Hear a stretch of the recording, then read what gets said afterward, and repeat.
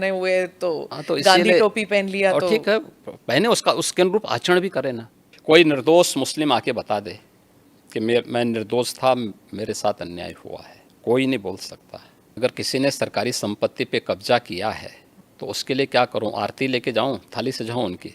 अगर हम उसको मस्जिद कहेंगे तो फिर विवाद होगा। हमें ज्ञानवापी बोल देना चाहिए। मुझे लगता है कि भगवान ने जिसको दृष्टि दी है वो देखे ना। त्रिशूल मस्जिद के अंदर क्या कर रहा है? बोलने से और भाषण करने से सामाजिक न्याय आ जाएगा? परिवारवाद, जातिवाद, यही सामाजिक न्याय है। किसने रोका था यूपीए को? किसने रोका था यूपी में समाजवादी पार्टी को? किसने रोका था वेस्ट बंगाल में इतने दिनों से टीएमसी की गवर्नमेंट है? किसने रोका है वहां पे?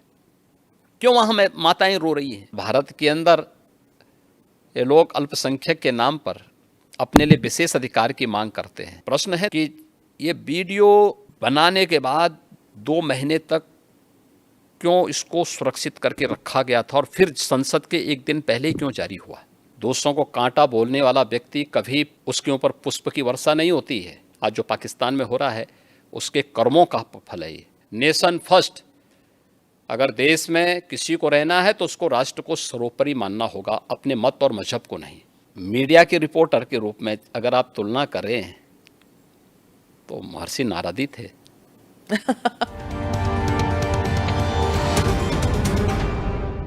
Namaste, Jai Hind. Welcome to another edition of ANI podcast with Smita Prakash. This episode is being filmed in the city of Lucknow, which is the capital of the state of Uttar Pradesh. Before I introduce my guest, I'm going to give you a quote from a bestseller book, The Monk Who Sold His Ferrari. According to this book, the secret to happiness is very simple. Find out what you love doing and then direct your energies towards that. My guest today did exactly that. He's a monk who found a purpose beyond divine pursuit. Yogi Adityanath is the two-time Chief Minister of Uttar Pradesh, the state whose population is more than that of France, Germany and UK combined. With a population of 230 million, making up 17% of India's population, UP would be the world's 6th largest country by population if it were a real country. A state that was considered one of the most backward in India for over 100 years. A state that sent indentured labourers to British colonies when India was under colonial rule. Yet, it's also the state from where independent India got 9 of her prime ministers. Yogi Adityanath, the two-term Chief Minister of the state, is a monk who wears his Hindu identity with pride. He's been pilloried for being majoritarian and riding roughshod with Muslims who constitute 19% of the population of Uttar Pradesh. For those viewers not familiar with Yogi Adityanath's political beginnings, Yogi ji ने 1996 में महंत अवैधनाथ के लिए चुनाव प्रचार शुरू किया। 1998 में महंत अवैधनाथ ने सक्रिय राजनीति से संन्यास लिया और अगले लोकसभा चुनाव के लिए उन्होंने योगी आदित्यनाथ को अपना उत्तराधिकारी और उम्मीदवार घोषित किया। और फिर 1998 में योगी आदित्यनाथ 26 वर्ष की आयु में गोरखपुर निर्वाचन क्षेत्र से सबसे कम उम्र वाले लोकसभा सदस्य बने। Today's conversation with Yogi Adityanath is going to be something which has never been seen before. That much I can promise you. प्रणाम योगी जी, ANI पॉडकास्ट में आने के लिए धन्यवाद। आपके राजनीतिक जीवन के बारे में मैं पॉडकास्ट के दूसरे हिस्से में बात करूंगी। पहले मैं जानना चाहूँगी कि आप धर्म योगी कब, कैसे, क्यों बने? क्योंकि इतनी छोटे से उम्र में आप में ये त्याग की भावना क्यों जागी? आप साइंस के स्टूडेंट थे, तो साइंस और धर्म ये कैसे मिलाप हुआ? देखिए, सबसे पहले हम लोगों को धर्म समझना पड़ेगा। भारत की परंपरा को अगर हम जानना चाहेंगे तो भारत ने केवल उपासना विधि को धर्म नहीं माना है। कर्तव्य और सदाचार को धर्म को का एक रूप माना है और धर्म को उससे जोड़ करके देखा है। धर्म एक व्यवस्था है, एक वे ऑफ लाइफ है, जिसको आप एक जीवन पद्धति कह सकते हैं। वो जीने की एक कला है। विज्ञान उसके उन्नयन का एक माध्यम है। अध्यात्म उसकी चरम स्थिति, यानी साइंस उसका एक बहुत छोटा सा पार्ट है। हम जब भौतिक दृष्टि से देखते हैं तो साइंस का एक अन्वेषण होता है, एक एक्सपेरिमेंट हो जाता है। लेकिन जब चेतना का विस्तार हम करेंगे तो चेतना का वह विस्तार अध्यात्म की एक नई ऊंचाइयों तक पहुंचाएगा, जहां पे व्यक्ति किसी कार्य का केवल सृष्टा ही नहीं बनेगा बल्कि उसका दृष्टा भी बन सकता है। और यही वैदिक ऋषियों ने किया था। जी। इसलिए स्वाभाविक रूप से एक सीमित क्षेत्र और एक सीमित भूमिका के साथ आगे जाने के बजाय उसमें स्वयं प्रवेश करके देखो क्या है, तो बहुत कुछ देखने को मिल रहा है। तो उन चीज़ों को लेकर के इसलिए मैंने अध्यात्म का सहारा लिया और उससे आगे बढ़ कर के फिर उस अन्वेषण की यात्रा हमारी लगी हुई। एक साइंस के स्टूडेंट के साथ साथ एक योगी के रूप में उस दिशा में आगे कार्य कर रहे हैं। नाथ समुदाय के बारे में कुछ बताइए हमें कि उसमें ऐसी क्या बातचीत थी कि जो आप इतनी कम आयु में आप जुड़ गए उस समुदाय से? देखिए, नाथ संप्रदाय भारत का प्राचीनतम संप्रदायों में से एक है। यह भारत की एक उस विशिष्ट साधना पद्धति का प्रतिनिधित्व करता है जो वास्तव में व्यवहारिकता को लिए हुए है और व्यवहारिक दृष्टि है।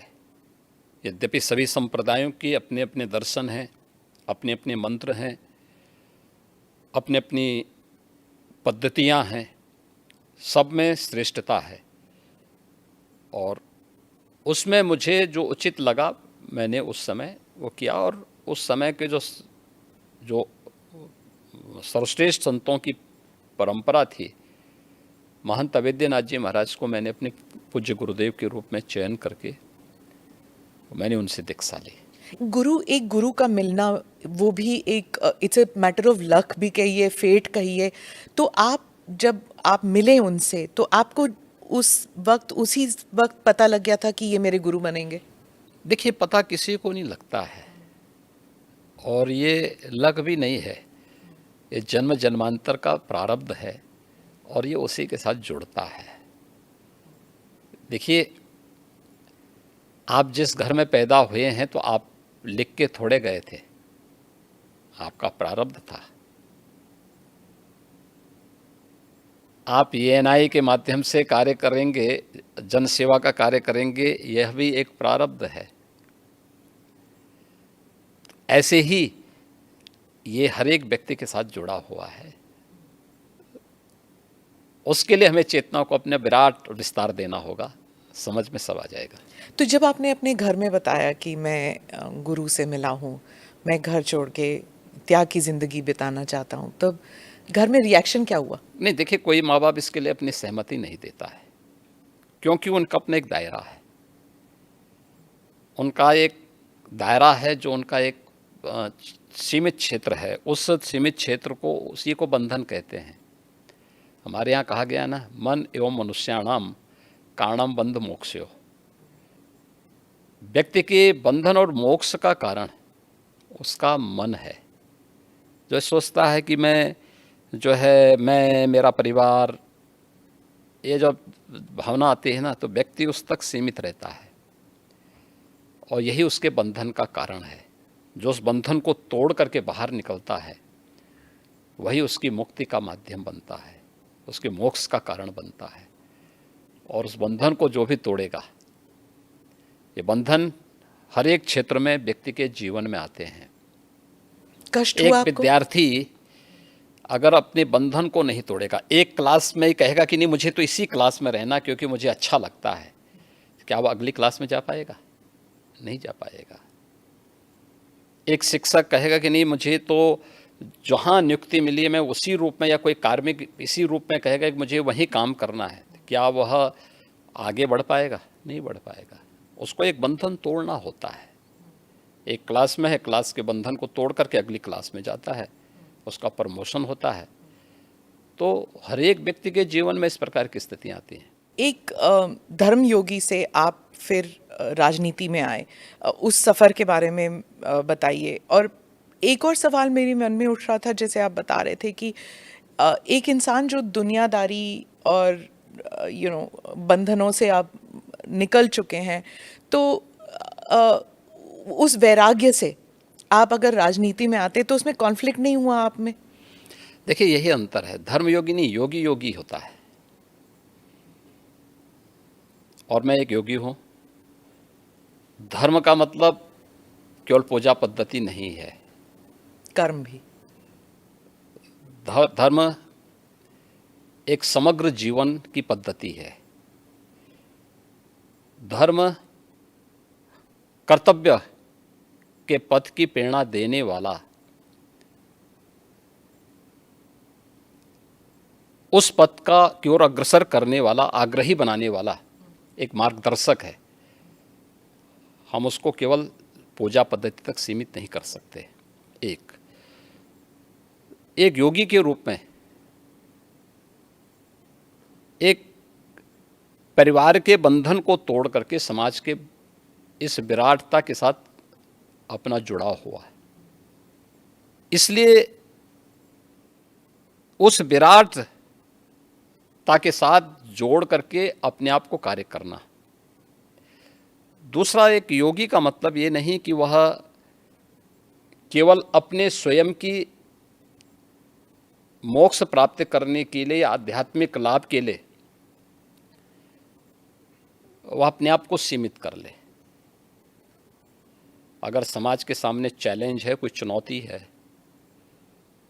तो उस चुनौती से जूझने के लिए भी अपने आप को तैयार करें। याद रखना, साधना की जो सबसे पहली पद्धति आती है उसमें सेवा है।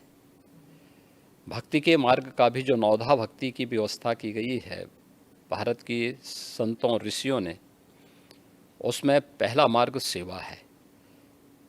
कोई भी साधक सन्यासी या योगी बनता है तो उसके लिए सेवा के मार्ग का अनुसरण करके ही आगे की दीक्षा का मार्ग प्रशस्त हो पाता है।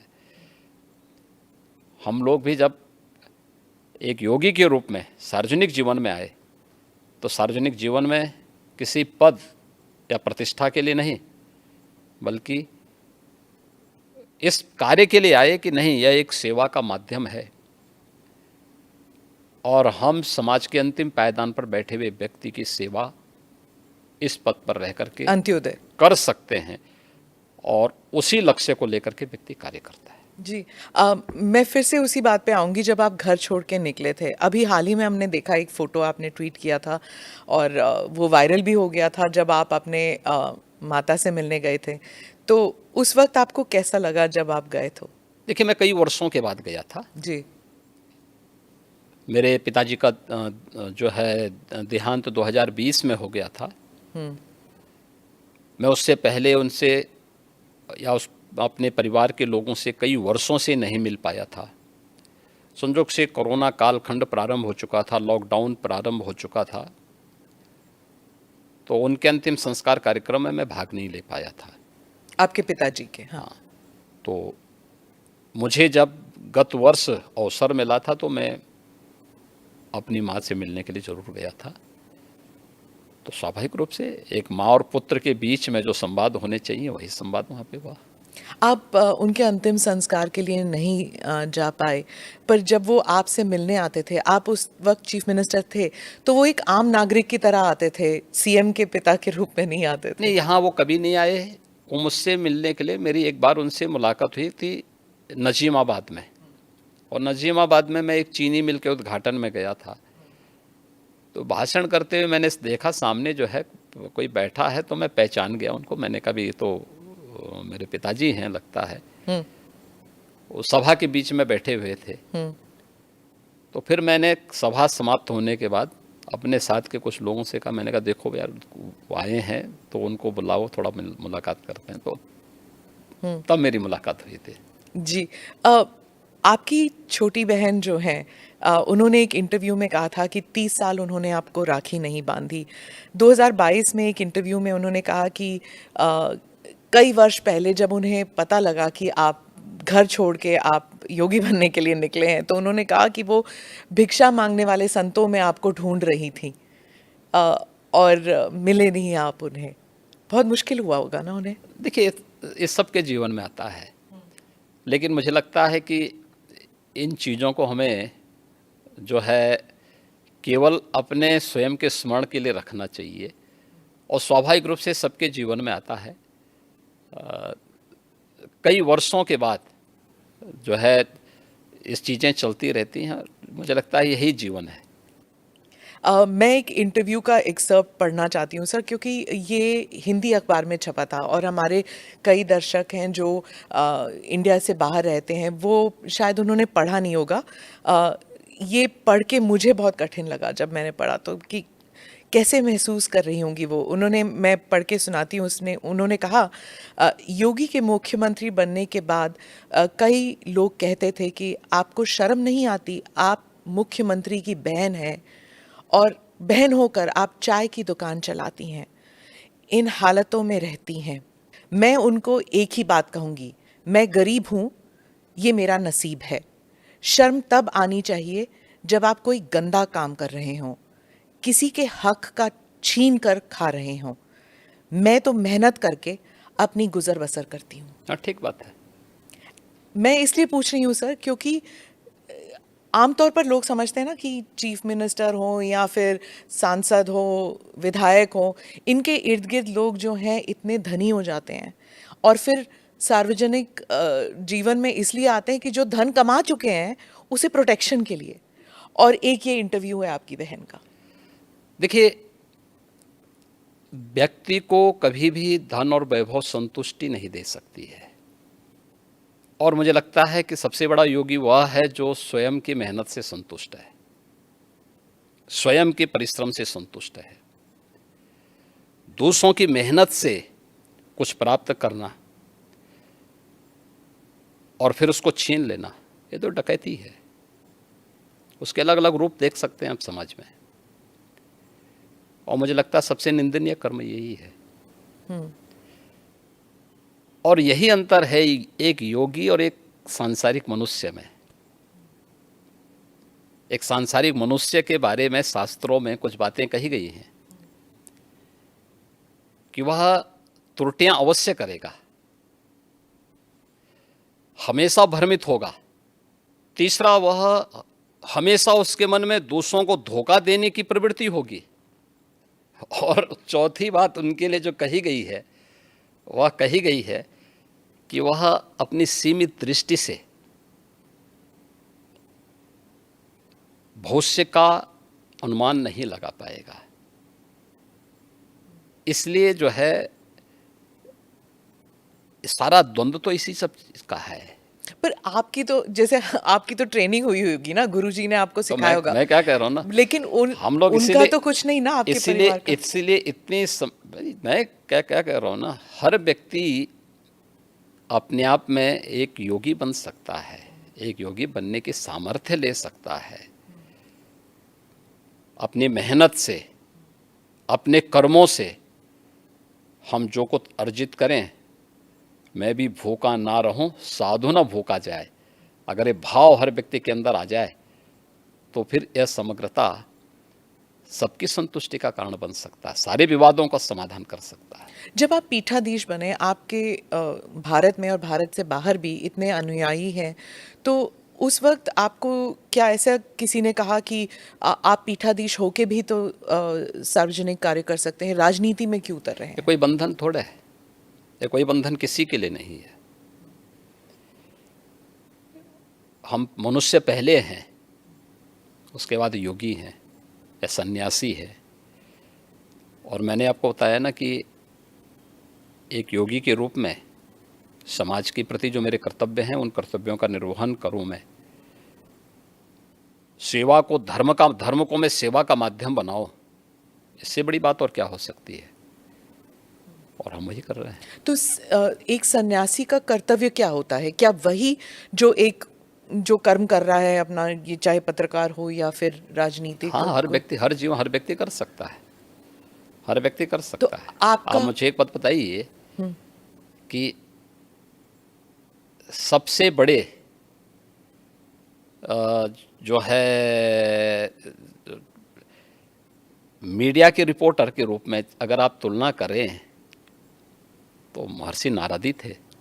अब मुझे हैं थे कि नहीं थे? नारद जी रिपोर्टर, चलिए। सबसे बड़े रिपोर्टर तो ये थे कि वो हर लोक की सूचना इस लोक में इस लोक की सूचना दूसरे लोगों तक पहुंचा देते थे। वो क्या थे? वो एक सन्यासी तो थे।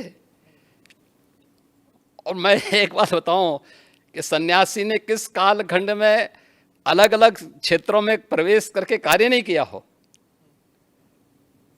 मैंने तो पत्रकारिता का उदाहरण आपके सामने दे दिया है, और भी उदाहरण हैं, बहुत सारे ऐसे उदाहरण हैं। तो अब इसको आप कैसे कह सकते हैं, कैसे कह सकते हैं कि नहीं हुए? धर्म के बारे में आप कह रहे थे कि it's a way of life, सिर्फ पूजा पाठ के साथ ना जोड़ा जाए, उसे अलग भी देखना चाहिए। एक बार आपने कहा था, लेकिन आपके साथ जैसे आपकी जो वेशभूषा है, इसलिए क्या लोगों ने आपको ये नहीं कहा कि अब आप सन्यासी की वेशभूषा जो है वो अलग कर दीजिए, अब आप राजनीति में जा रहे हैं, संसद में जा रहे हैं? हमारे यहाँ कोई ड्रेस कोड पॉलिटिक्स में नहीं है। ड्रेस कोड इसमें नहीं होता था ना, सफेद पोशाक पहने हुए तो तो गांधी टोपी पहन लिया, और तो ठीक है, पहने, उसके अनुरूप आचरण भी करे ना। देखिए, यह वेशभूषा हमारी इसलिए है लोगों की दृष्टि में हमेशा बने रहें और लोग हमारे विचलन पे उंगली भी उठा सकें और विपरीत परिस्थितियों में साथ में खड़े भी हो सकें। और इसीलिए इस प्रकार की वेशभूषा को एक चैलेंज के रूप में स्वीकार किया जाता है हमेशा। कैसे? ये एक दृष्टि भी देती है और साथ साथ व्यक्ति को पतन के गर्त से बचाने के लिए भी उसे हमेशा सचेत भी करती है। और इस दृष्टि से हम लोग हमेशा उसके प्रति कैसे? मैं चैलेंज समझी नहीं कि कैसे चैलेंज इसलिए है क्योंकि जो व्यक्ति इससे पहले जो आपने नेता की परिभाषा की है उस वेशभूषा में रहते थे, उनके कर्मों को भी दुनिया जानती है। दुनिया ने उस सब कुछ देखा है, अपनी आंखों से देखा है। और हमारे सामने भी चैलेंज है कि हमें अपने आप को परफॉर्म करके साबित करना है, जिससे हमारी पार्टी को, हमारे नेतृत्व को और हमारे इस बाना को भी कटघरे में न खड़ा होना पड़े। पर जब आप भगवा वस्त्र धारण करके आप संसद में जाते हैं और उसके बाद आप चीफ मिनिस्टर बनते हैं, तो एक ग्रुप है जो समझता है कि ये बहुत ही राइट विंग है, ये बहुत ही हिंदुत्ववादी हैं और हर चीज़ को भगवा कर दिया, तो फिर मतलब it's only for Hindus, he is a chief minister only for Hindus.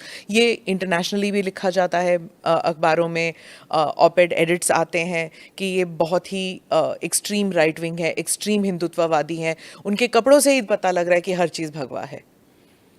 देखिए, मैं पिछले 6.25 वर्ष से अधिक समय से उत्तर प्रदेश का मुख्यमंत्री हूँ जी।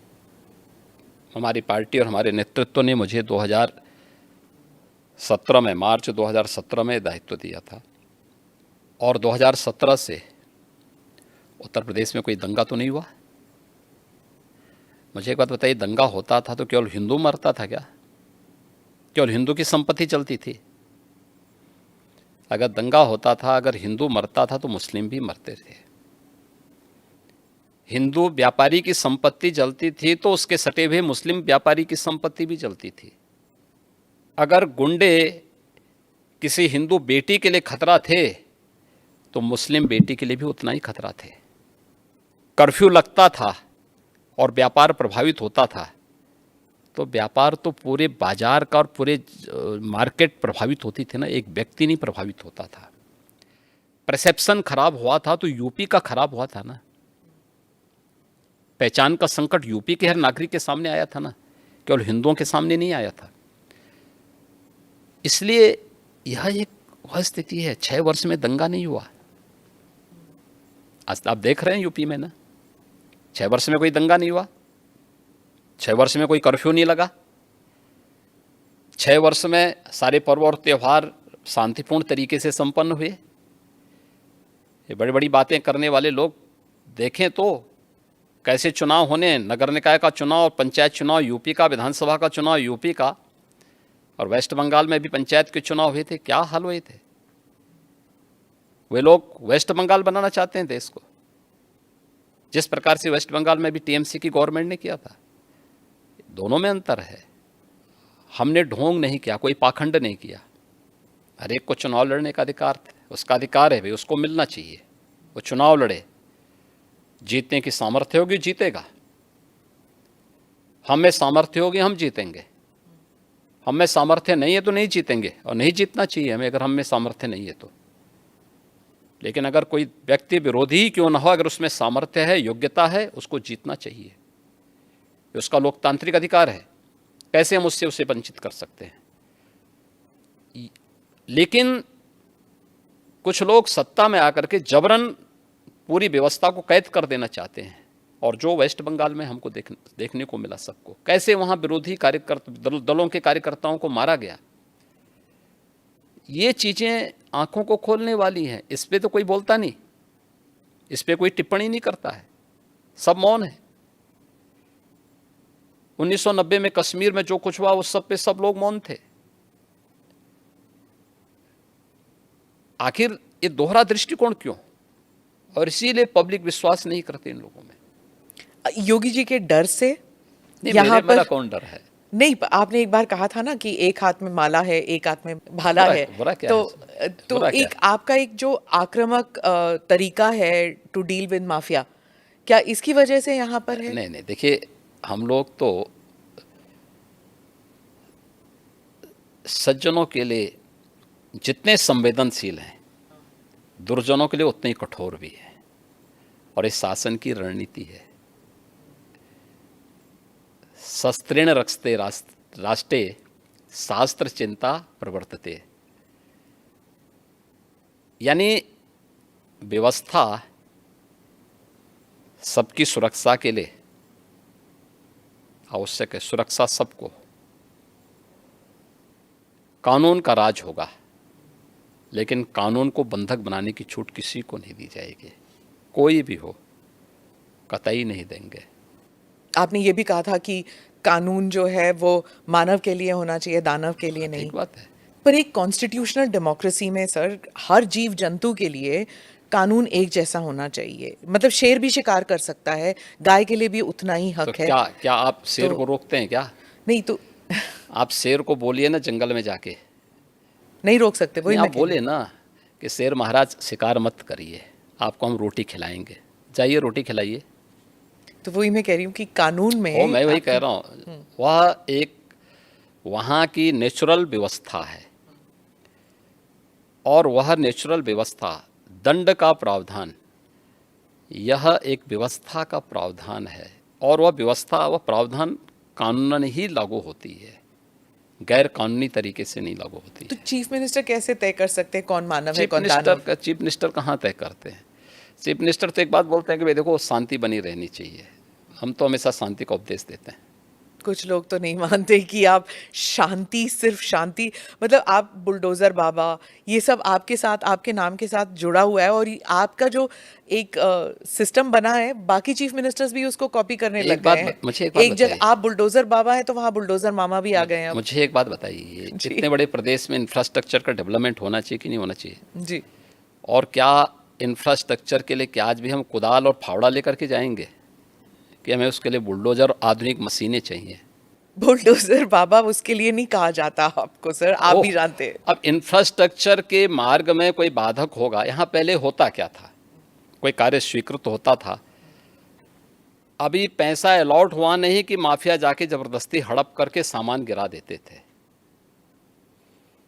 अब लैंड का अलॉटमेंट हो रखा है कि यह हाईवे यहाँ से अयोध्या के लिए बनना है, ये बाराबंकी होते हुए बनना है, तो सत्ता प्रायोजित माफिया क्या करते, कहते नहीं नहीं अब ये यहाँ से नहीं बनेगा, हमारी सुविधा इधर से है, हम इसको यहाँ से बना करके वो अपना वहाँ पे मिट्टी और गिट्टी सब गिराना प्रारंभ करते थे, आधा दोरा काम छोड़ के पैसा निकाल लेते थे।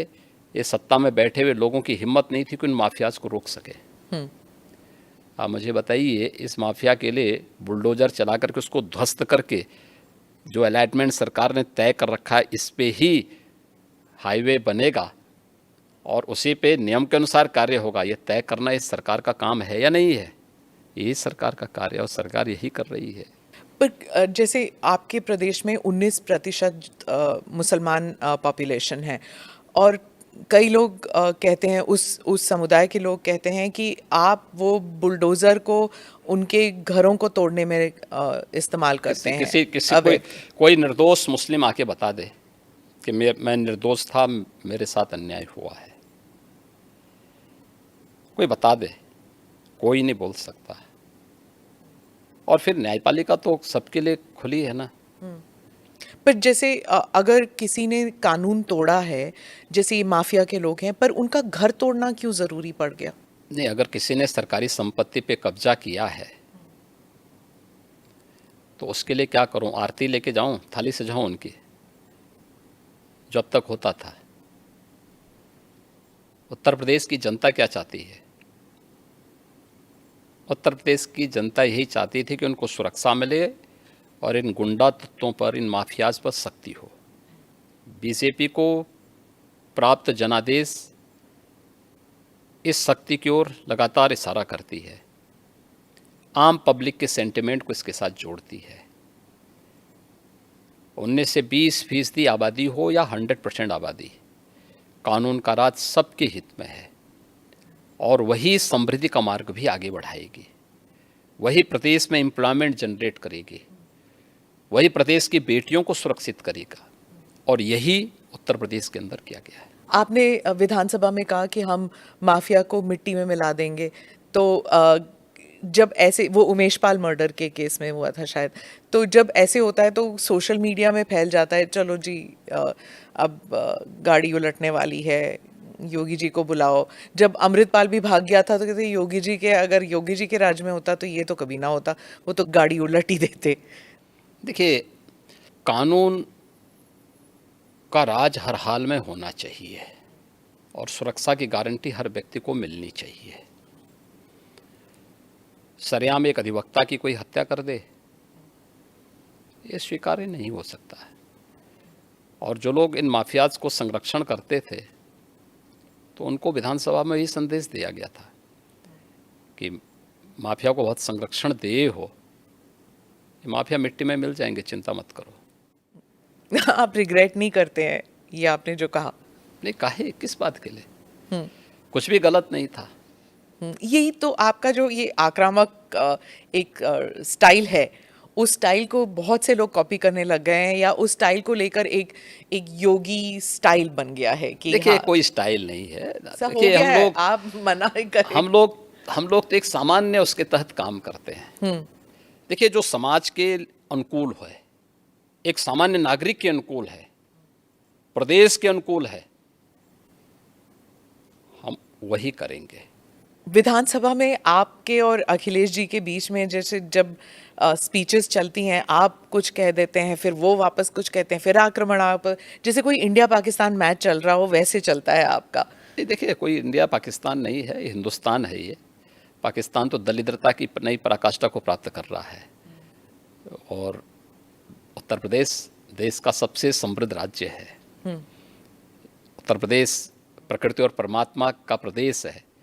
इतनी फर्टाइल लैंड हमारे पास है, किसान यहाँ पर समृद्ध है, समृद्धि की ओर अग्रसर हो रहा है। इसलिए उत्तर प्रदेश के किसी भी पक्ष को, चाहे वह सत्ता पक्ष हो या विपक्ष हो, पाकिस्तान से उसकी तुलना नहीं होनी चाहिए। इंडिया के बारे में आप क्या कहते हैं? INDIA जो विपक्ष का बना है। वह इंडिया नहीं बोलना चाहिए। I.N.D.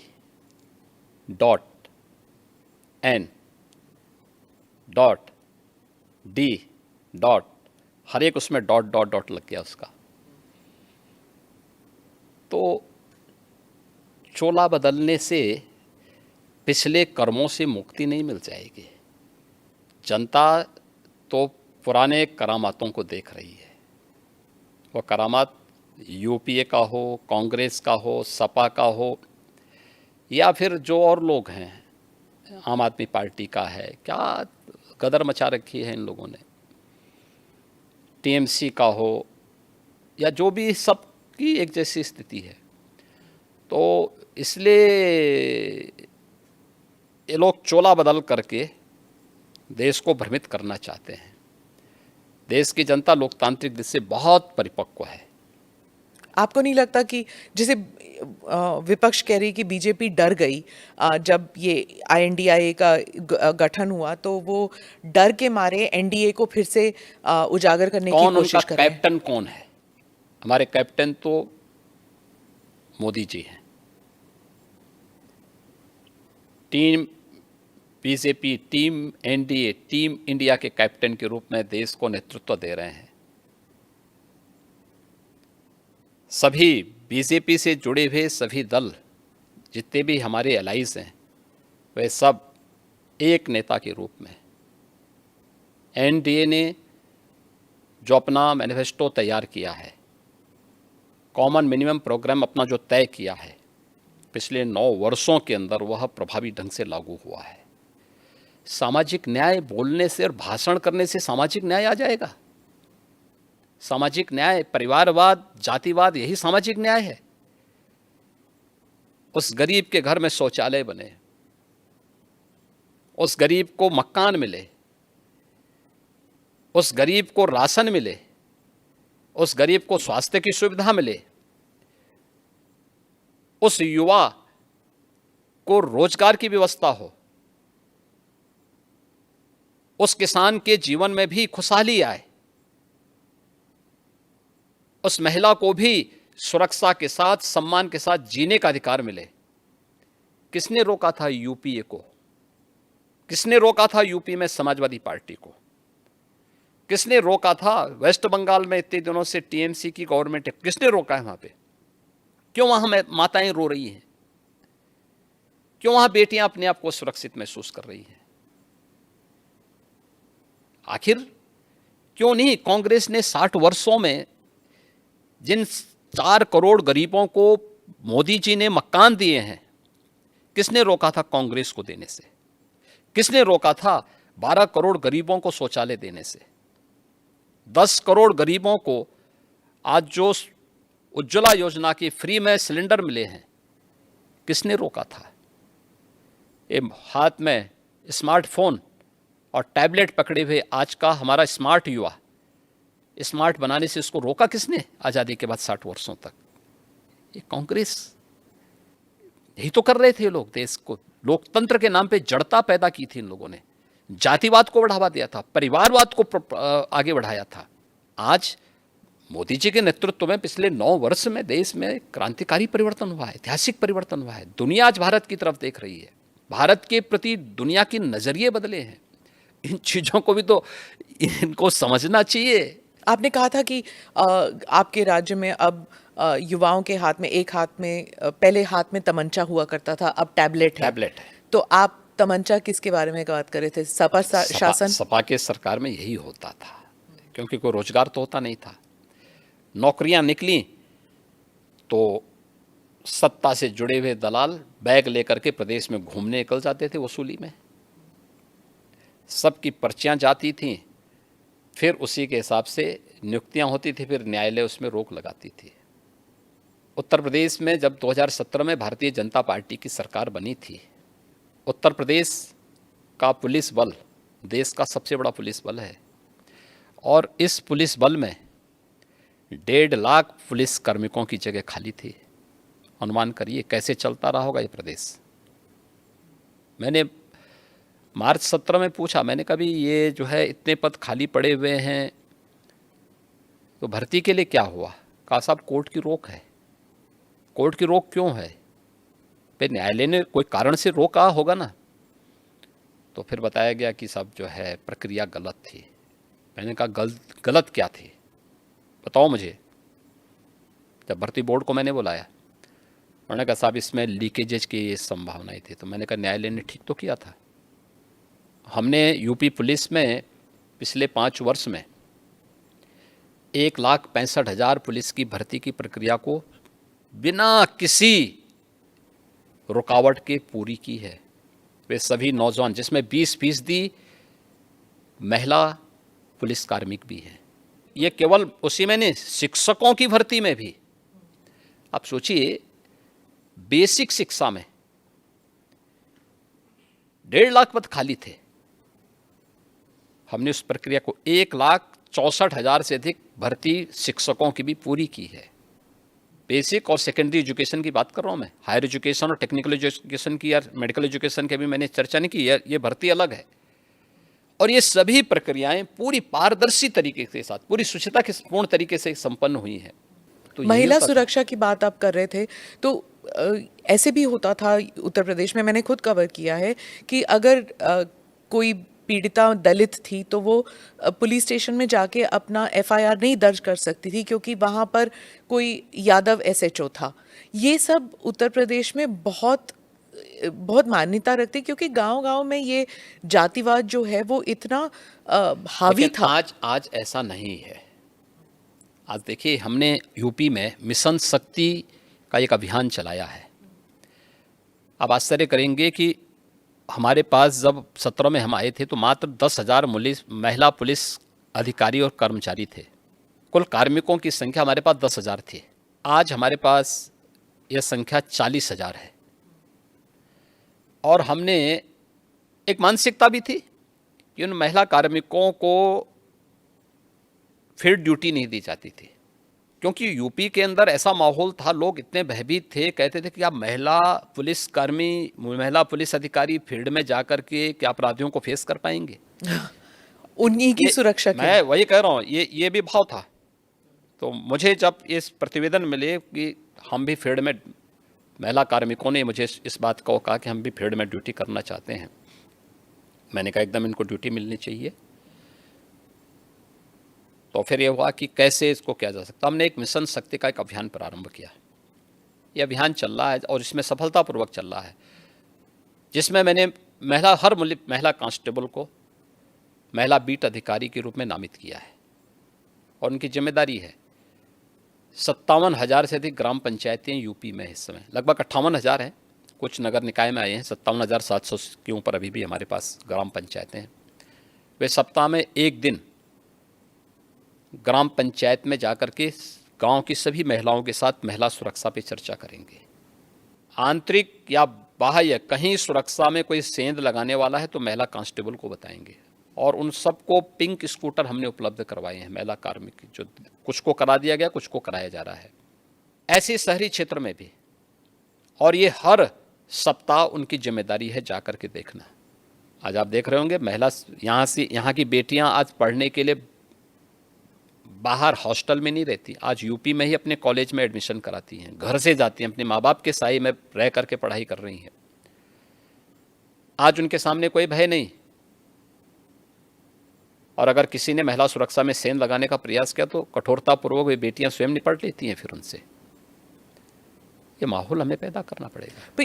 ये जो INDI ग्रुपिंग बनी है, ये महिला सुरक्षा 2024 तक महिला सुरक्षा को एक बहुत बड़ा इशू बनाएगी, क्योंकि मणिपुर में जो गैंग रेप जो मसला हुआ था उसको लेकर कहेगी कि मोदी सरकार बेटी बचाओ बेटी पढ़ाओ ज़रूर कहती है, लेकिन महिला सुरक्षित नहीं है, और मणिपुर का किस्सा उठाएगी।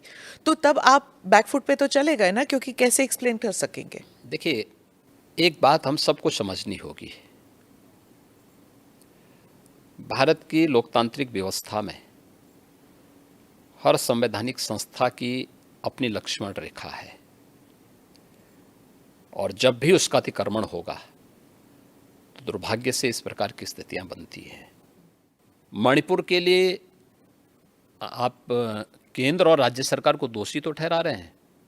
मणिपुर में शांति होनी चाहिए,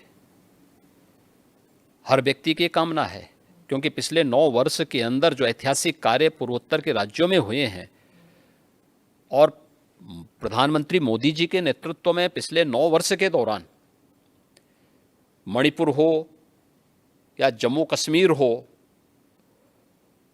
जिस प्रकार से शांति बहाली वहाँ हुई और राष्ट्र की मुख्य धारा से क्षेत्र जुड़े हैं, ऐतिहासिक है। आज़ादी के बाद पहली बार अरुणाचल, नागालैंड, मिजोरम, मेघालय, मणिपुर, त्रिपुरा, असम, ये सभी मुख्य धारा के साथ जुड़कर के विकास की प्रक्रिया के साथ तेजी के साथ आगे बढ़े थे।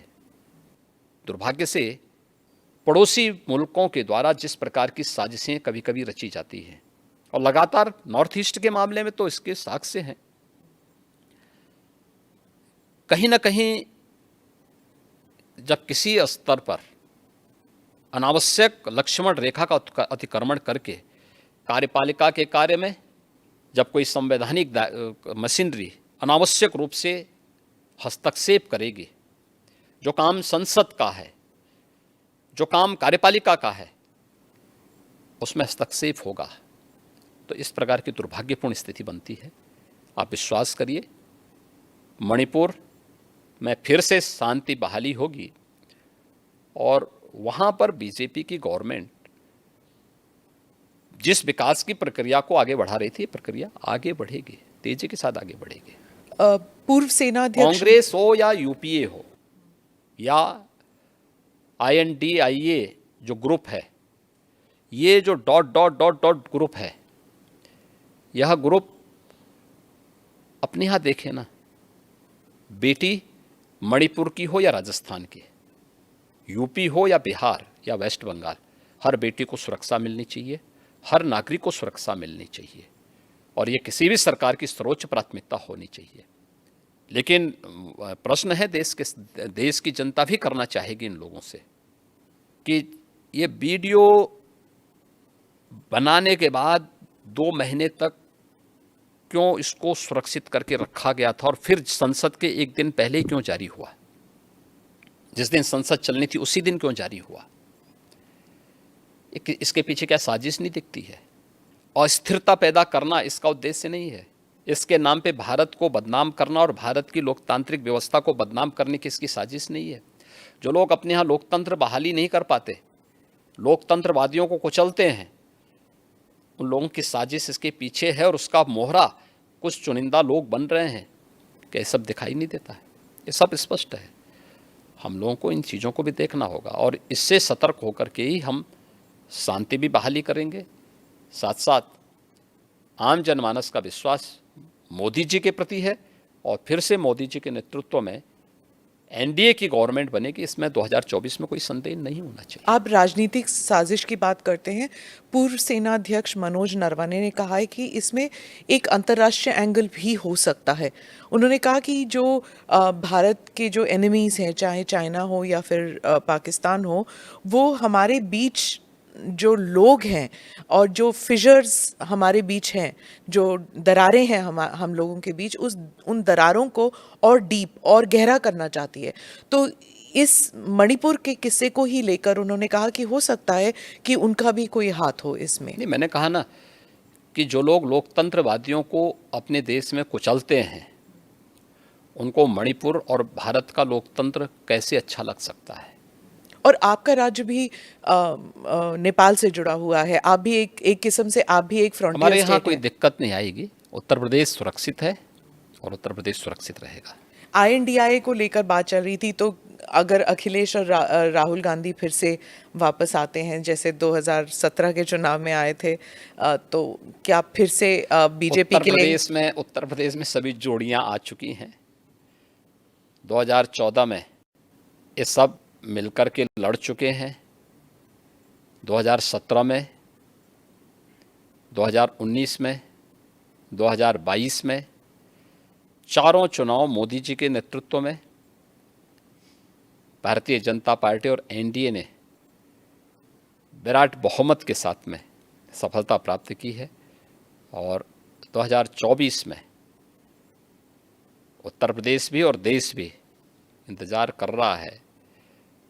देश को धोखा देने वाले, देश की जनता को जाति, मत और मजहब के आधार पर बांटने वाले, सामाजिक न्याय के नाम पर परिवारवाद और जातिवाद को प्रश्रय देने वाले, अपने राजनीतिक स्वार्थों के लिए देश को आतंकवाद, नक्सलवाद और अलगाववाद की भट्टी में झोंकने वाले तत्वों को ये देश कभी स्वीकार नहीं करेगा, कभी नहीं स्वीकार करेगा। उनकी पार्टियां सब कहती हैं कि आपकी पार्टी है जो एक सिस्टम लाना चाहती है और उस सिस्टम के अंतर्गत आप जुडिशरी को, इलेक्शन कमीशन को, मीडिया को, सबको दबा के रखते हैं और UCC भी उसी में कह रहे हैं कि यूनिवर्सल सिविल कोड भी उसी रास्ते में एक है।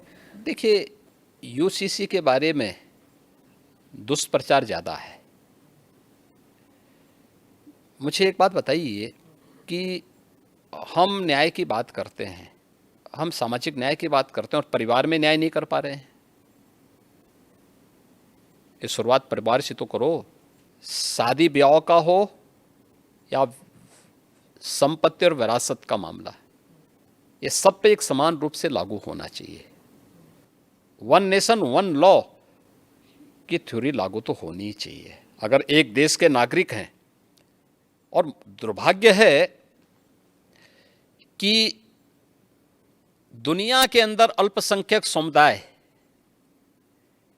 अपने लिए विशेष अधिकार की मांग नहीं करता, वो बहुसंख्यक समाज के साथ जुड़ने की बात करता है।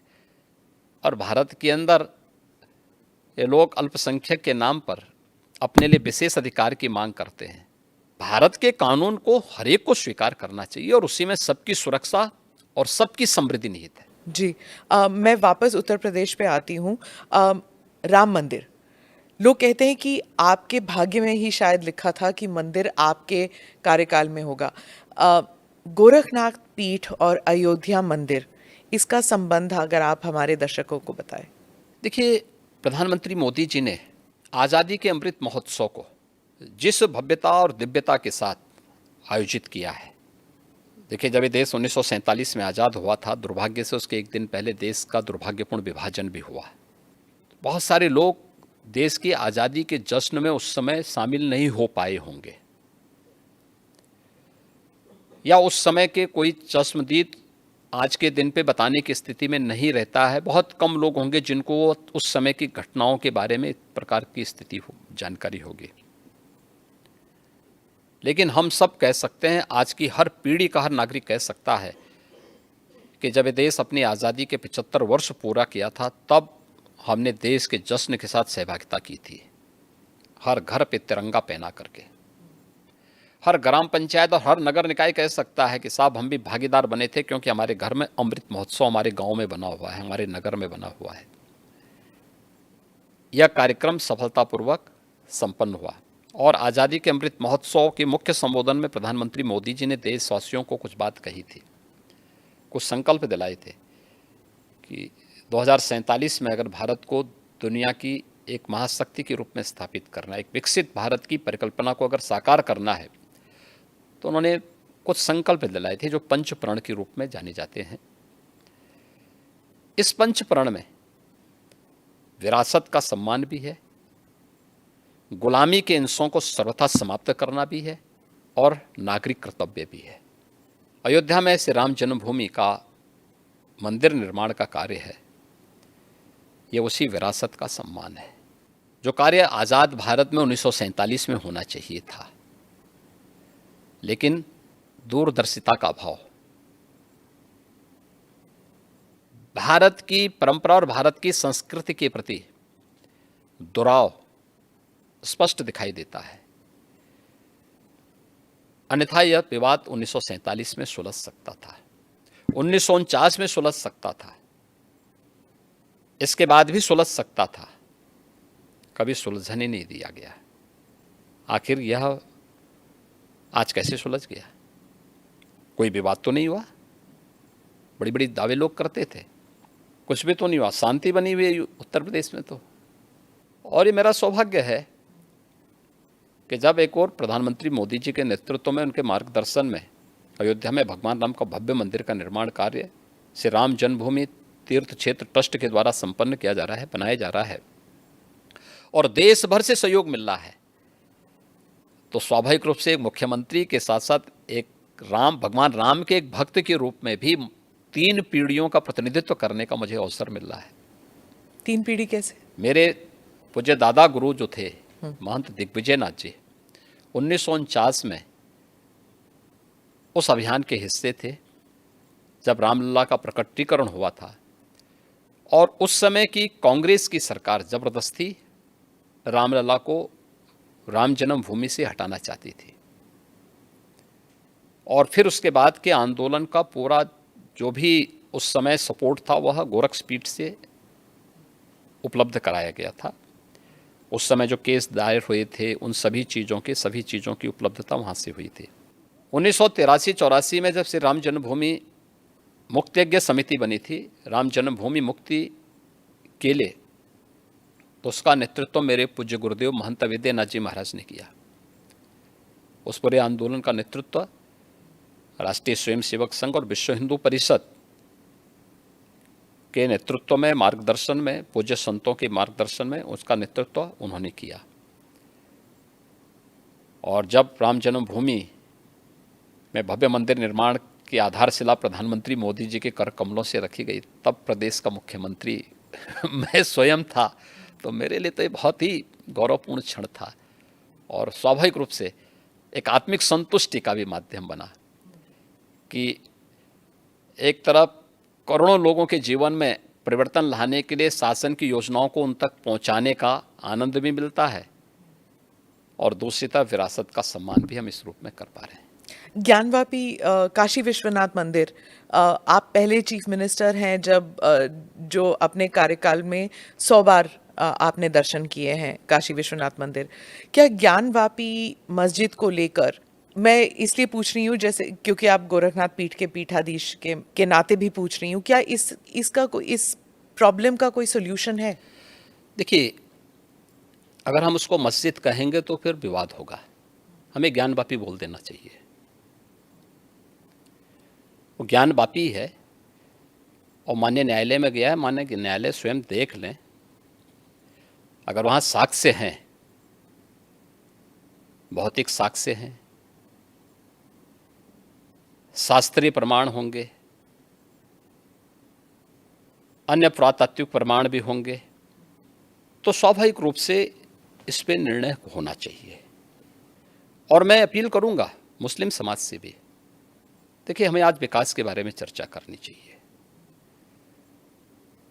पाकिस्तान की दुर्गति और उसकी दलिद्रता और उसकी छीना झपटी आप देख रहे होंगे, क्या दुर्गति प्राप्त कर रहे हैं।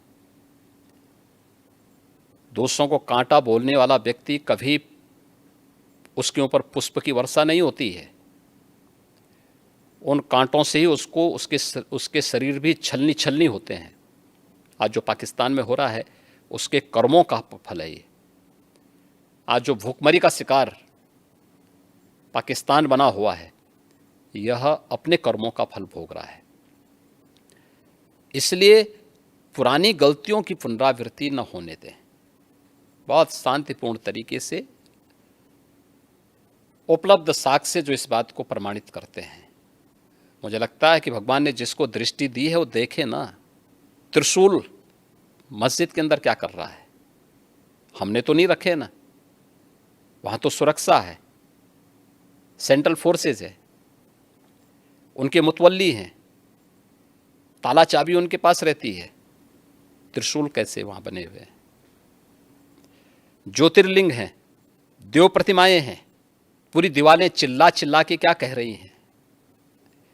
और उसके बाद भी हम जानबूझ करके, देखिए एक होता है कि जन्म से दिखाई नहीं देता है, हम मान सकते हैं कि दिव्यांग है, जन्मांध है, दृष्टिबाधित है, एक जानबूझ करके ढोंग करे।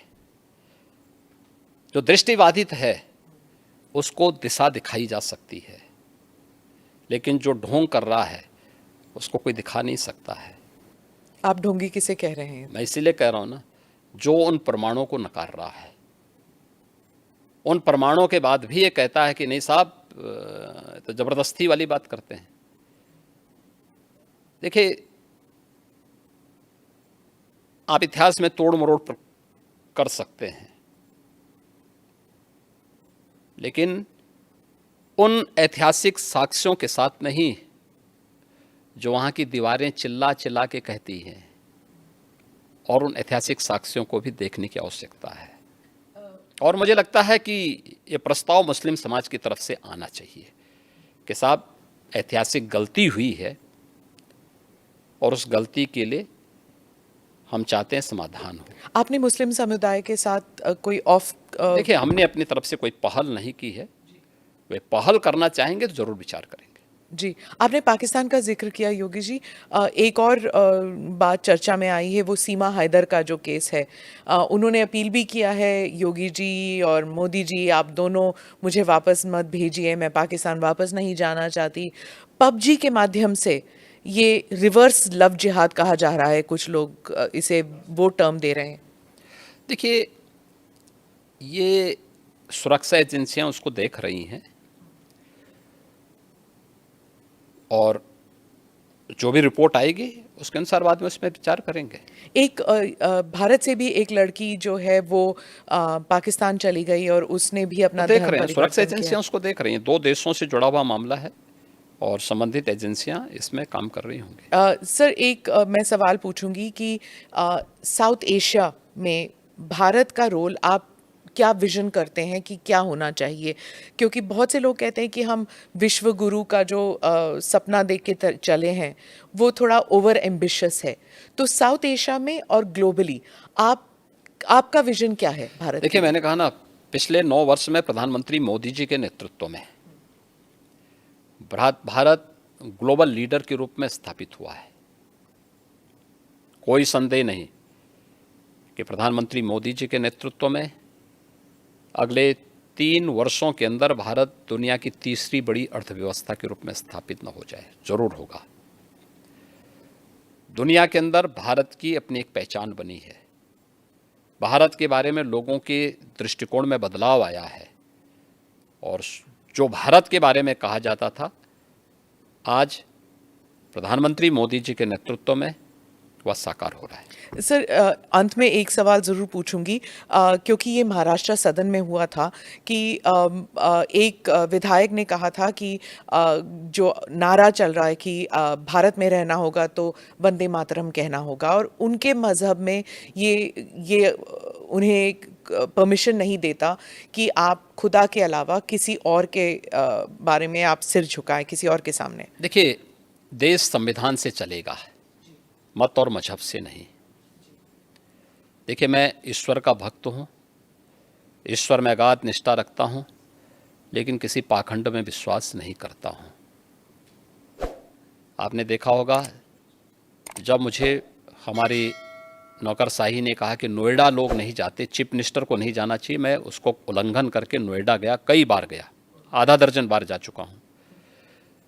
दूसरी बार मुझे कहा गया कि रात्रि में सीएम को बिजनौर में निवास नहीं करना चाहिए, तो मैं जानबूझ करके वहाँ रुका और मैंने पूछा, मैंने कहा भी क्यों नहीं निवास करना चाहिए? तो उन्होंने कहा साहब दोबारा सीएम नहीं बन सकता है। तो मैंने कहा मैं दोबारा भी सीएम बनूंगा, चिंता मत करो। दूसरा सवाल ये नहीं है, सवाल ये है कि मैं प्रदेश का सीएम हूँ। आप ये बोलिए ना कि साहब वहाँ रहने की व्यवस्था नहीं है, तो जो भी गेस्ट हाउस होगा उसी में रहेंगे ना, आखिर कोई तो रहता होगा। एक कमरा चाहिए मुझे, तो सोने के लिए एक तख्ता चाहिए, ओढ़ने के लिए एक कंबल चाहिए, तो कुछ चाहिए थोड़ा है। तो इसमें जो है क्यों आप इस प्रकार की बातें करते? मैं गया था, रुका था वहाँ पे। ऐसे ही आगरा के सर्किट हाउस के बारे में कहा जाता था, यानी मुझसे पहले पता नहीं कोई सीएम रुका कि नहीं रुका, लेकिन कि वहाँ सर्किट हाउस में जो सीएम रुकता है वो अपशकुन हो जाता है। तो मैंने कहा भी क्या अपशकुन होता है? उन्होंने कहा साहब जो है उसकी कुर्सी चली जाती है। तो मैंने कहा जो कुर्सी कल जानी वो आज चली जाए, लेकिन मैं रात्रि को रुकूंगा यहीं। फिर किसी ने कहा साहब यहाँ पे प्रेत आत्माएं आता ही हैं, तो मैंने कहा कम से कम उनसे वार्ता करने का अवसर मिलेगा ना रात्रि में। तो तुम सब सो जाओगे तो कम से कम किसी से बातचीत तो करूँगा रात्रि में कि भाई कौन है क्या है।